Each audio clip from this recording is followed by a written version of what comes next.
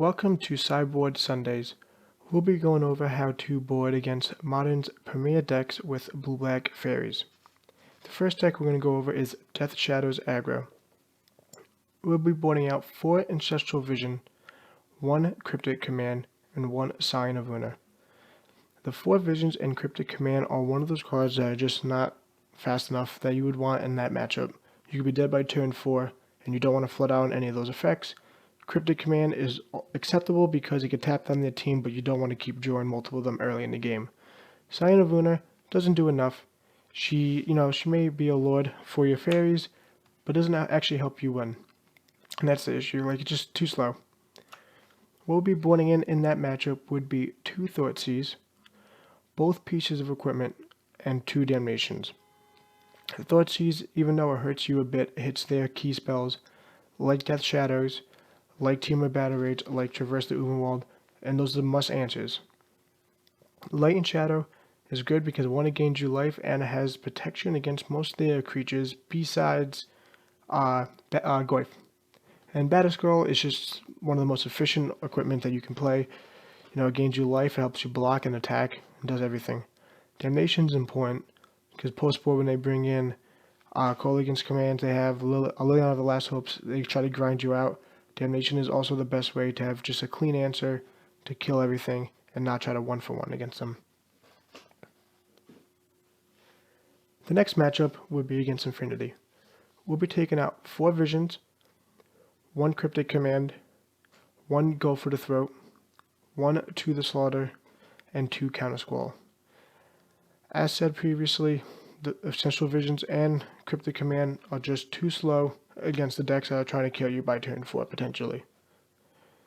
The To the Slaughter that we have here is just not great against 1/1s and 0/2s. We don't want them to sack Medmites or Ornithopters. They don't really actually hurt us too much, and it's just not good for us to just 3 mana tap out for something like that. The Counter Squalls are not great because the only spell we care about them that they play is Cranial Plating, and we have answers with Spell Snare with that, and not something you want to hold up. The Go for the Throat, self-explanatory, destroy target non-artifact creature, they only play artifacts. We'll be bringing in 2 Collective Brutalities, 2 Ceremonious Rejection, 2 Hercule's Recall, 2 Damnation, and 1 Battle Skull. The Collective Brutality is one of those spells that when you bring them in, you want to be able to hit or have multiple modes that are good.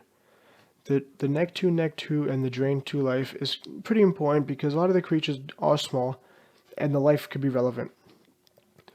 Ceremonious Rejection hits many spells in their deck, I think about 75% if I had to guess, and it's just an efficient 1 mana counter spell against them.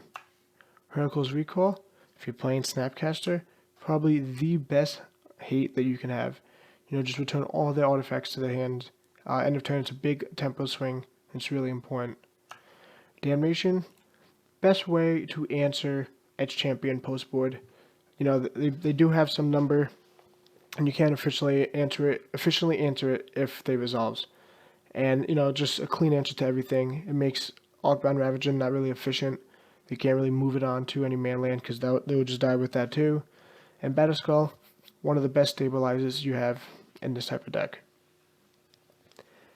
The next decks will be Green-Black X decks. I'm going to group these together because we board exactly the same in the matchup. We'll be taking out 2 Counter Squalls and 1 Cryptic Command. The Counter Squall, the most efficient spell you want to hit is Liliana of the Veil. And you have Spellstar Sprites to be able to try to tempo them out with that, and Bitter Blossom as a little combo to get that. I don't think you want to keep in Counter Squall for just 4 cards. Cryptic Command, a lot of the spells are efficient. You would be only really using it for the bounce or tap, and you just don't want to actually have 4 mana spells and flood out on them as well. The cards that we will be bringing in this matchup would be 1 Damnation and both pieces of equipment. The Damnation is great. It's, like I said, clean answer to everything. They can regenerate if they have Thrun. A lot of them have Thrun sometimes. It answers it. They can't regenerate, and it's great. Light and Shadow and Battle Skull are just efficient pieces of equipment that get you value.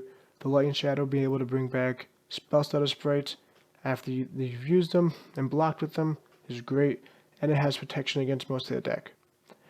Battle Skull is just a very efficient way to grind out your opponent, and that's all that green-black decks are trying to do. They just want to grind you out.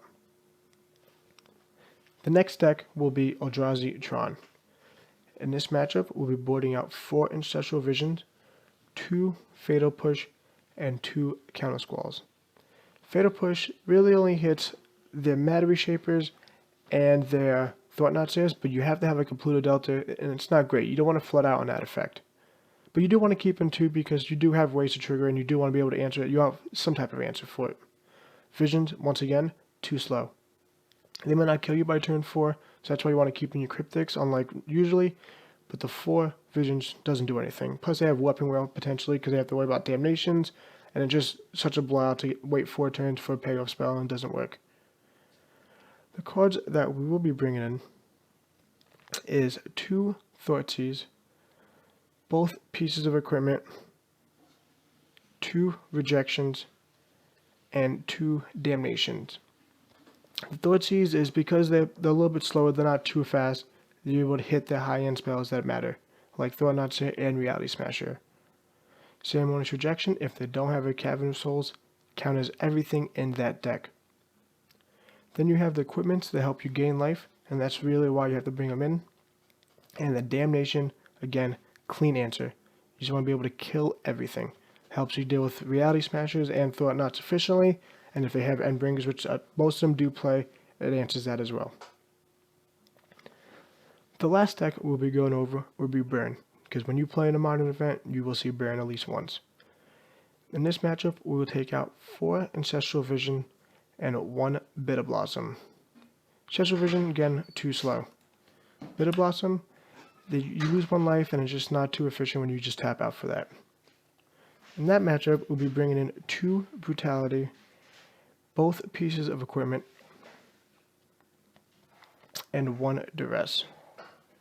The Duress is great, it hits any one of the spells that they have. Doesn't hit the creatures, but you don't care too much of creatures when you're playing Fatal Push and all your removal spells. Both equipment, because you gain life, and that's just the most important thing you want to do.